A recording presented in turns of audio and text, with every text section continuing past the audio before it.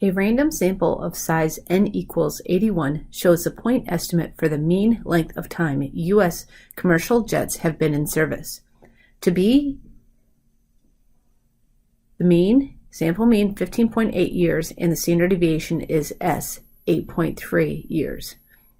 Test the claim for the population of U.S. commercial jets. The mean age is less than 18 years. Use a significance level of 0.05 and use StatCrunch. Well, we're testing the claim that the mean age is less than 8 years. So that means we're going to have the mean, and the claim, since it's less than, is going to go with the alternative hypothesis, less than 18 years. So that's where our claim is going to go. That means our null hypothesis is, if it's not less than, then it's greater than or equal to 18. And that means we're going to assume that the population mean is going to be 18 years. Since it's a less than in the alternative hypothesis, remember it's going to be a left-tailed test. And that's going to be, if you look at your steps for hypothesis testing, we found the claim and we determined the null and the alternative hypothesis. And then we wrote the claim and drew the claim arrow and used it, the null and the alternative, for the assumptions and the left and right tail. Next, our significance level said it's going to be 0.05. Remember, if it's not given, always assume the 0.05, because remember, the probability being less than or equal to 5% is unusual.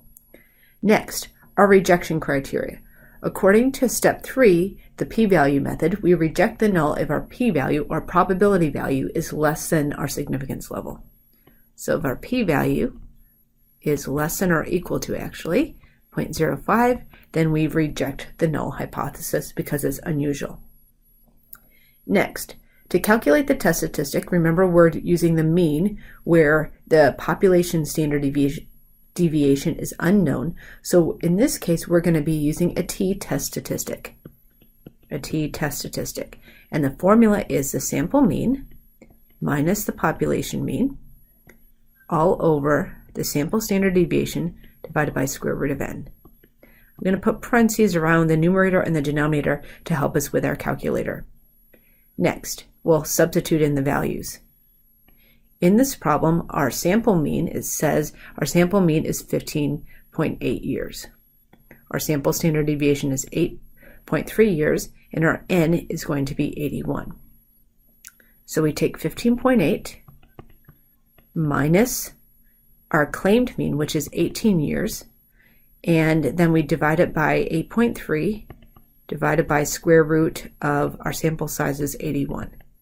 Putting parentheses around the numerator and parentheses around the denominator. There we go. On our calculator.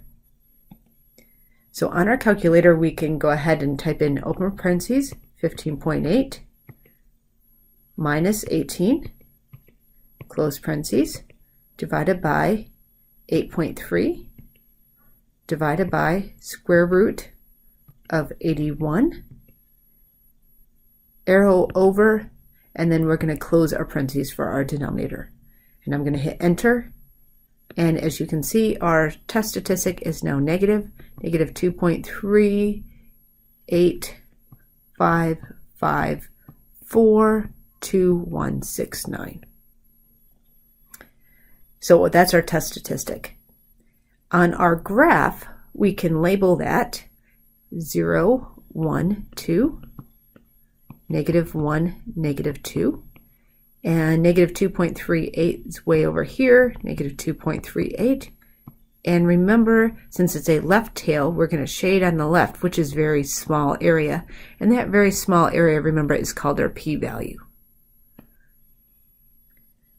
So to calculate out our p-value, we can use a couple different options on StatCrunch. So let's bring up StatCrunch. On StatCrunch, you're going to have to go to Stat, and then we're going to go to T-Stats, since we're doing the hypothesis test for a mean without the population standard deviation, then one sample, and with summary. Brings up this screen. The sample mean we're going to have to type in. So our sample mean is going to be 15.8. Our sample standard deviation we said was 8.3. Our sample size in this case is 81. We perform a hypothesis test for our mean, and remember our claimed mean is 18 years that they are in service. And we're testing the claim, and the alternative hypothesis said it's less than 18 years. So we're going to have to change our alternative hypothesis symbol to less than. We go ahead and hit compute. Let's see, what did I do here? Oh, I didn't put the sample size. So 81. Then I hit compute. And there we go. Let me scoot it over here a little bit. There we go. So we see our test statistic and p-value. Remember, we can also, I'm going to go back and edit this. We can also click on the p-value plot. I like this because it also emphasizes how we should shade our diagram. So let me scoot it over again. So our test statistic is confirmed with our calculator and StatCrunch, and our p-value is going to be 0.0103.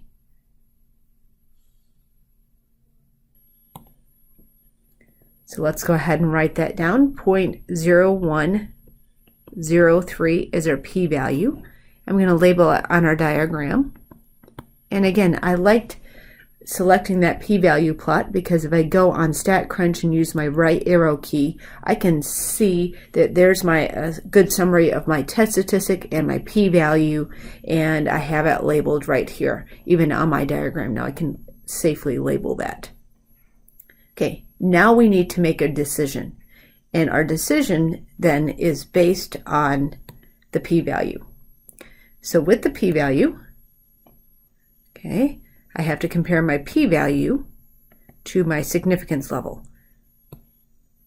Look at my rejection criteria, 0.0103, and we have to test to see if it's less than or equal to 0.05. Remember, you might want to add the couple zeros, and 0.0103 is definitely less than or equal to 0.05, so that means our decision is going to be to reject the null hypothesis. You want to double check yourself. Remember, you can look on your formula sheet. Here, there's StatCrunch information and your formulas, but on the other side, there is the decision rejecting the null hypothesis and failing to reject the null hypothesis. Remember, the wording and the formulas will be on your formula sheet. So let's see. Let's see what decision we need to write. So it says, does the original claim contain the condition of equality? And that answer is going to be no.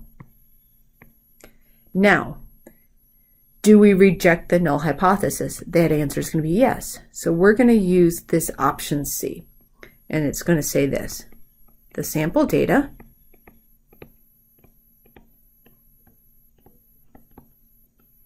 does provide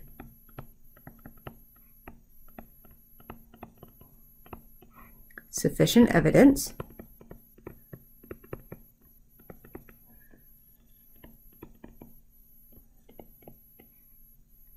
to support the claim